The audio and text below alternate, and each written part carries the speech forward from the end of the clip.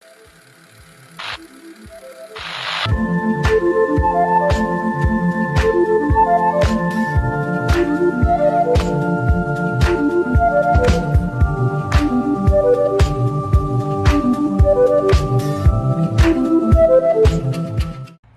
back to the On the Line podcast. I'm your host, Zaire Collier. Today we have a fantastic episode. We have our first official guest, first official interview with Alani Makihele, offensive guard from UNLV. And that's pretty much it. Hope you enjoy the show.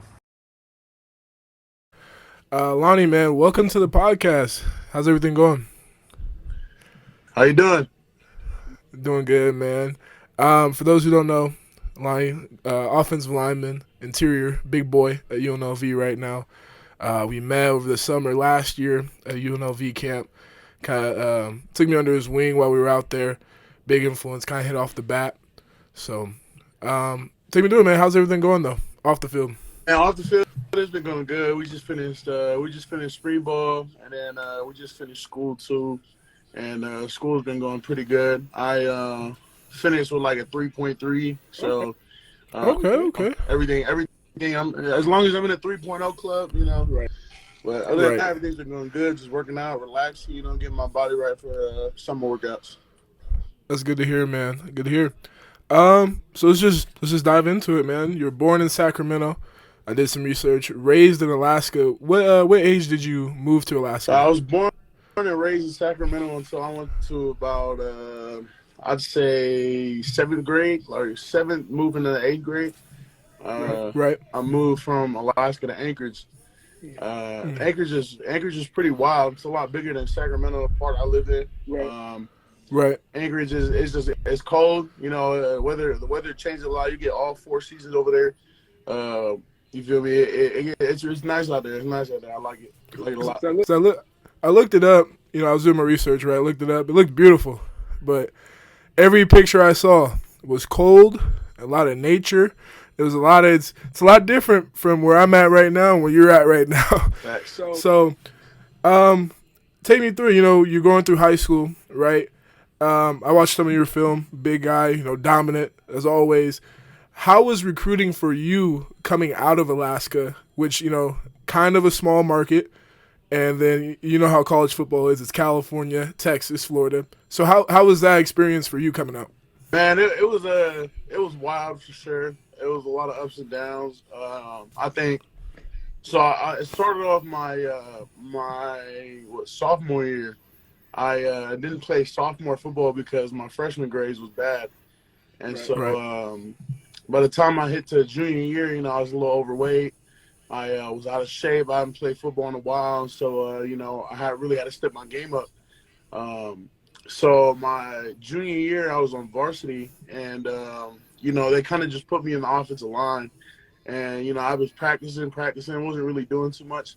And as soon as the season ended, I started as a left guard over there, but I wasn't really shining or anything. So by the time my senior year came, like in between the senior and junior year, my dad, he was like, I think we should, get you on a diet, try to get you to lose some weight.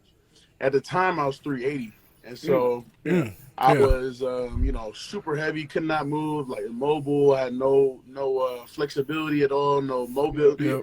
And so I ended up working out with my pops and, dieting. And I went down from 380 to 295. Ooh, shout out to Pops and you, but Pops, getting on you. Okay.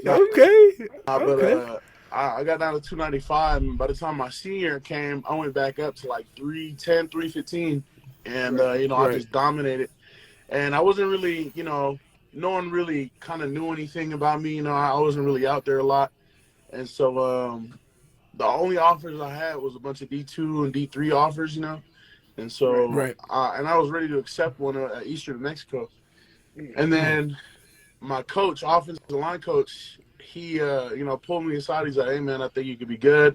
Like, I want to work with you on this off season. I've been doing this thing. It's called the Charles Bentley. It's called O-line performance." Sounds familiar. Yep. He's like, "I really want to work with you while you're doing it." And I'm like, "Okay, cool." So all the off season, I was And shout out to Coach Toro, by the way, when he watches it.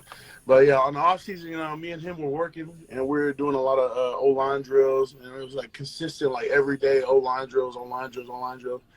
And one day he hit me up, and he's like, "Hey man, like I have a buddy who knows Kevin Mawai, and Kevin Mawai is an NFL Hall of Famer." And so he goes, "I know Kevin Mawai. Kevin Mawai right now works at Arizona State." And he's like, and he said that he can give you like an unofficial visit. And I'm like, "Hey man, like that's cool. Like Arizona State, like I'll go there." And because like my pops, he works like a Delta manager, so we fly free. Right. So we flew over to Arizona and met Kevin Mawai. He was giving me the tour. ASU craziest, one of the craziest facilities I've seen. Give me a tour of the campus, the city, the restaurants, the nightlife, all that. And then at the end of the day, we took pictures. It was just me, him, my mom, and the coach, and we was taking pictures and stuff. And so I'm on my way home, and I posted them. And then I'm on my way home, and I got a bunch of Twitter notifications. I didn't really know what it was about. And we're not big into Twitter. My mom kind of runs my Twitter page. Right. So on my way home, and I get a bunch of notifications, and I start looking through them. And it was like the Oregon offensive line coach followed me. The offensive line coach followed me. It was like all the Alabama offensive line coach followed me. All these offensive line coaches followed me. And, I started getting kind of tripped out because that's never, I'm just some kid that had grades freshman year. I wasn't really thinking about going to college. You know what I'm saying? And looking at Division I football, it was like a dream of mine as a little kid, but I never really thought I was going to make it there, Right. And that's what I was just about to ask you, because you talk about, grades weren't good freshman year, sophomore year, junior year, kind of out of shape, right? A little heavy. I was going to ask you, was football, because obviously your older brother is playing. I don't know, how many years older is he than you? 2 years? So I assume, junior year, he's probably freshman in college, right? Playing. So was that a motive for you? Because going through what you're going through, but you see your older brother in the house playing, living out, football, or was it not that? I would say it wasn't really as like, I kind of see him playing football, but it wasn't really as important to me, I just thought it was really cool that he was in college. I was like, it's something to brag about. I'm like, oh, my big brothers in college, you know what I'm saying? Like playing football. And so when I seen him playing, it's like, it wasn't really like a motivation to me, I didn't really like see myself being in the, I kind of just seen it as like big bro playing football still, Yeah, because a lot of people take that and make it a competition. You know what I mean? And it can get ugly real fast, as I'm asking you, because you had your own stuff going on, but then you have an older brother, doing all this. Obviously, you at UNLV now, so, that's all, it all worked out, but, yeah. Okay. All right, I'm going to have to edit this part, because I lost where I was about to go. I had a question, so I'm going to edit this part right here. It's going good, though. Thank you. So, yeah, so I asked about brother, right? So okay, so now we're going to go back again. Because I can chop it up. Don't even trip. I'm going to edit this all up. Make it, yeah. So you talk about your dad and your high school coach being big motives for you. Outside of them, who was the biggest influence in driving you to who you are right now? Outside of my pops and my coach, I would probably say, I don't know. I've never gotten asked that question before. Right. I would probably have to say my mom's. My mom, she helped me with my homework. She was kind of like seeing me being a good football player, seeing me, kind of get like Division I attention. Yeah. When I went out to all the camps, I came back and I got picked up a couple offers, but my mom, she was really kind of making sure that I never went back. She made sure that I was always kept going, taking more and more steps ahead, like kept elevating. She always made sure that I never try to like, there's a lot of kids in high school that, they smoke, party, they drink, they do all that stuff. And, all that is cool. There's a saying, it's like, what is it? You can enjoy life later, but like you have to suffer now, or enjoy life right now, but you'll suffer later. Yeah. She was kind of like putting me into a position where I'm suffering right now, and it's not really suffering. It's just like, building Yeah. myself to when later in the future comes, I can enjoy myself, family, Yeah. all that. So I said my mom's. Okay. Were your parents, not like big question, but were your parents more when you were coming? I know your dad obviously put you on the diet and all that, but were your parents more, hey, academics pushing it, or wherever you want to do in life, they'll be behind you, or were you a strict household? I would say, it was a mixture of both. My mom, she was really all about academics, Right. and my pops, he was more about like the physical aspect. He was more about like pushing me, making sure like physically I'm running, I'm working out all the time, and so Right. pops, he wasn't really into all the school stuff, Yeah. and so he'd even take me running with him, sprinting every day. And so my mom, she was more of like is this what you want to do in the future? If it is, like, you need to get your academics right. You need to get your school right. You're already behind because of your sophomore year of or freshman year of school, high school. So she's more of like the academics, like kind of strict on the grades, kind of stuff. And my pops is more of like the strict on the on the athletic and like working out. Just trying to stay. So a good balance, especially for football. It's a good balance. Got to take care of on and off the field. So that was a good yin and yang type of dynamic. So back to your high school recruiting. You talk about you go to camps. Obviously, ASU, only takes one for you to really blow up. The coaches start following you. What eventually, or take me to the route of how you ended up at UNLV from high school or from. It's a funny story. So the O-line coach that I was with, when we got back home from Arizona, we're doing another workout, just another workout, just another day, And he was like, "Hold on, let me film this and post it on my Twitter." And I was like, "Okay, cool." So he posted the film, and all of a sudden I got a message out of nowhere, and I'm like, "Who is this?" And this is when I got home. I got a message. It was Coach Justice. He's now at SMU right now. I know you're talking about. Yeah. Well, I said I know who you're talking about. Is it Garen Justice? I believe his first name. Yeah. Justice. Yeah. So Coach Justice, he was hitting me up. He was like, I like your these little clips that you're posting. Keep posting more. I want to see what else you got. And I was like, okay, cool. Like, yes, sir. Sounds good. And so that was at UNLV. That's when he was at UNLV. Yeah. And so is this sorry to cut you off. Is this senior year or junior junior year? This is senior year of high school. Senior. Senior year. Okay. But it was like the winter time. It was kind of like like almost midterm type. Yeah. About signing day coming up. People about to start locking in soon. Yep. So I'm working out, and he texted me that, and I'm like, yes, sir. Keep posting videos, and I ended up getting a message from the Oregon Ducks offensive line coach, and hit me up. I forgot his name. He's a real short guy, but he hit me up, and he's like, hey man, like, come over to this junior day we're gonna have. We'll pay for your ticket and your hotel, all that stuff. Just we want you down here. I'm like, okay, cool. So I'm like, that's cool with me. So I fly over there. We had our little junior day. That was pretty cool. We took pictures, a lot of videos and all that stuff. And then while I'm about to take pictures, I get a call from Coach Justice. Oh, wow, this is like the worst time to get a phone call from him. I'm fully geared up, about to go take pictures, And I'm like, hey, Coach, I got to use the restroom real quick. He was like, okay, like, make it quick. We're about to do videos. I'm like, yes, sir. Yeah. So I run in the bathroom and I answer the phone. I'm like, "Hey, Coach, what's going on?" He was like, "I know you're at Oregon Ducks right now." He was like, "Don't take any of the BS that they're trying to sell you." He was like, "I'll get you an offer here soon." And I'm like, "Oh snap! I didn't have any offer." Yeah. Snap! I'm like, "Yes, sir." It's like, huge. Crazy. And so he goes, "Yeah, like just be by your phone."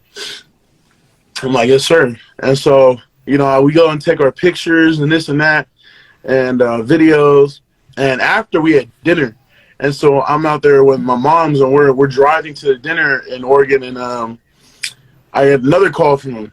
And I'm like, hey, coach, like, how's it going? He's like, hey, Alani, I just want to let you know, like, you have a full ride offer to the University of Nevada, Las Vegas. And, that's the first time I've, and everyone wants, everyone wanted to go, like, it's a dream, That's a special moment. The first one is the For me, I never really thought of myself going there.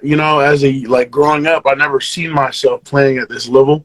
And so I kind of just was like in shock. And so I tell my mom, hey, it was a hard, what's it called? A hard process for, my family.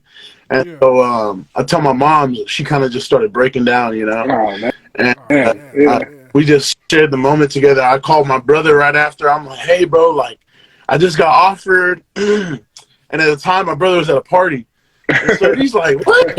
I'm like, I just got offered at UNLV, blah, blah, blah. So he's like, hell yeah, bro. Like, and so I kind of just took that. The rest of the Oregon trip, I wasn't even like locked in, I was kind of like just going through it. It's like going through the motions. Oregon was kind of like messing around, they're like, we want you, but you're not the first on our list, this and that. So I go home and go to a bunch of different camps, and I got offered from like Hawaii and like Iowa and like all these schools, and then I go on the phone and I see a video of Lee Faltano. He's a center. He used to be the center. He's at center at Arizona State now. But I see a video of him on my social media, and I was like, wow, this is dope. So I took a visit over here to UNLV, and they kind of took me around, took me to Allegiant Stadium, and I went home, and I was like, it's kind of like a wife on a fiance trying to pick out her wedding dress, Yeah. So I see this school, and I'm like in love, I'm like, man, I really want to go here. And so I ended up calling the coach one day, and I'm like, hey, coach, I told my mom and my family, my pops, I'm like, this is the one. So like, okay, let's do it. So I called the coach. I'm like, hey, coach, like, I want to commit today. And he was like, let's go. He was like, hold on, let me call a staff meeting. He hangs up the phone. And, probably like 15, 20 minutes later, the whole staff's on the phone with me. And I'm like, hey, I just want you guys to know that I'm committed to UNLV. They're all screaming and stuff. It was a good process. I enjoyed it. That's beautiful, man. That's beautiful right there. Be able to share that moment. And then the way it happened with you at Oregon has to be memorable and special right there. That's some stuff you kind of pull out of a movie. You know what I mean? Kind of like behind the scenes. That's that's pretty cold. I ain't gonna lie. That's pretty tough. So new staff comes in. Fast forward a couple years now, because you're entering your junior year or finishing your junior year. Finishing my junior year now. Finishing your junior year. So you have one more year left, eligibility. One more year of school left. I got 3 years of football left. Oh wow! Look at you. There you go. I got because there's the COVID year, my redshirt year, medical redshirt. Yep. Oh yeah. Okay. Well, that changes a little bit. But yeah, new staff comes in. I believe it's Coach Ario, head coach. I met him while we were at the camp. I want to say he got let go. Oh, my bad. Phone. We good? Phone battery. Yeah, my battery went out. So I was saying new staff comes in. Coach Ario got let go. He's a local guy for us. I remember talking to him. He actually lives, or his mom actually lives like 3 minutes from our house right now. So that was pretty crazy. Obviously I went out there. It was a beautiful trip for me. So new staff comes in. What's the response like by the team? Some teams can be reluctant and a lot of teams can buy in, but what's the response been so far? I think so far all the players have bought in. It was kind of like a emotional roller coaster because, we all, like my class, 2020, we got here and the whole coaching staff switched from Sanchez to Arroyo. Right. And I'm already committed. I'm like, what the heck is going, And so I'm like learning the playbook, and I have to like learn new things and new coaches and their names and, and so, we ended up going 0-6 the COVID year. We went 2-10 the next year, and then we went last year we went 5-8, 5-9, something like that. Yeah. And so, you guys started off hot, right? Last year. Yeah, we started off pretty hot, and then we lost a lot of games, and I think the game that they're banking on was the Hawaii game, right. And so the AD, he was kind of waiting to see what the outcome would be. So after we lost the Hawaii game, we weren't going to make a bowl. And so even after we kind of like won the Reno game, I kind of already knew it was going to go down. Yeah. And so after we won the Cannon, you know, the coach had a team meeting with us, and he kind of let us all know that he's going to get let go. Right. And so the new coaching staff came in, and everyone, you know, it was probably 2 or 3 weeks before the new coaching staff came in, and everyone was kind of tripping out. You know, they're like, "What do we do? What should we do?" You know, we're people want to transfer. You know, we told everyone to kind of like just stick it out. You know, and just see how it goes with new staff. And by the time that portal opens up, if you don't like them, you can leave. You know, And so I think everyone stayed, and the coaching staff came in. And they're really cool, man. I like them a lot. You know, I was a little nervous because we had Bobby Petrino as our OC, but then he ended up leaving to go to another school, and we got what's his name? Our new OC right now. We ended up getting him instead, and he's cool. He's really cool. He's a really cool guy. He's young. And so, you know, we got these guys, and they're really cool. They're family guys. They're honest. You know, in a regular college career, there's going to be a lot of politics. I think under Arroyo, there was a lot of like two-face going on, you know, politics going on, you know, like I'm not going to speak bad about them, but there was just a lot of, that's the reality. Yeah, there was just a lot of bad stuff that was going on, and stuff behind the scenes that, you know, no one really liked. And so the new coach came, and it's not really more politics, it's more about family and trying to win, you know. And just straight up with you, if they don't think you're doing good, they'll come and let you know. You know, if they think that you can start, they'll let you know. You know, they're like straight. And all the coaches, you know, they're really cool. They're not no bad guys, you know. They're really cool. They know what they're doing. New staff, I love these guys. The team, I think the team is getting stronger. Now that the coaches are, you know, now that we're all getting closer, I think the team really likes these coaches too. I think this year we're going to be pretty good. I think instead of like rebuilding, I think they're just continuing the line, you know. To add on to it. Yep. So you talk about, you know, new year coming up, new staff. You know, team morale seems to be pretty high right now. You guys enjoying yourself. I look at your guys' schedule. You got some big dogs on the list to start out. You guys got Michigan, big school. You know, you got Vanderbilt. There's a couple other schools, but Vanderbilt, because I believe they're SEC. So that's gonna be dog fight, and obviously the big blue Michigan. They're them. So what are you looking forward to the most? Not only in those games, but as a season as a whole, for you and your team. Looking forward, I think I'm more about like winning, you know, trying to make a bowl game. I think it takes like each week at a time, you know, we got to take it step by step. I think I'm looking forward to, you know, playing. I had past like previous injuries where I was starting, and then I got injured and was out for 2 months, and then I came back, you know, was at the bottom of the list, fought my way back up, got injured again, you know. And so I think for me personally, this year I'm more excited about starting and playing you know, anything else. I think I want to make a good impression. As a team, I think the whole team's ready for Michigan. You know, they're all excited to play Michigan. We played Notre Dame last year and Arizona the previous year, Arizona State. And the crowds were wild. The crowd at Notre Dame was probably one of the craziest crowds I've been in. You know, the kids are up there talking hella trash, you know. The sidelines are over there. There's like fights, or, you know what I'm saying? So is it hard to play there as like, so you're coming from UNLV, you guys go play it's Power 5, big top school. Is it hard not to fanboy, or is it all business when you go there? Because I know you see you smiling, but like you're going to play at Michigan, I believe it's at Michigan. And that's, you know, you grow up watching it on TV and you want to be there one day, and now you're playing against them and you're in the moment. Is it hard to really stay focused during that? You know, I got like a little pregame ritual. So it's like for Notre Dame, it was like the whole stadium was packed out, and I've never seen something that big before.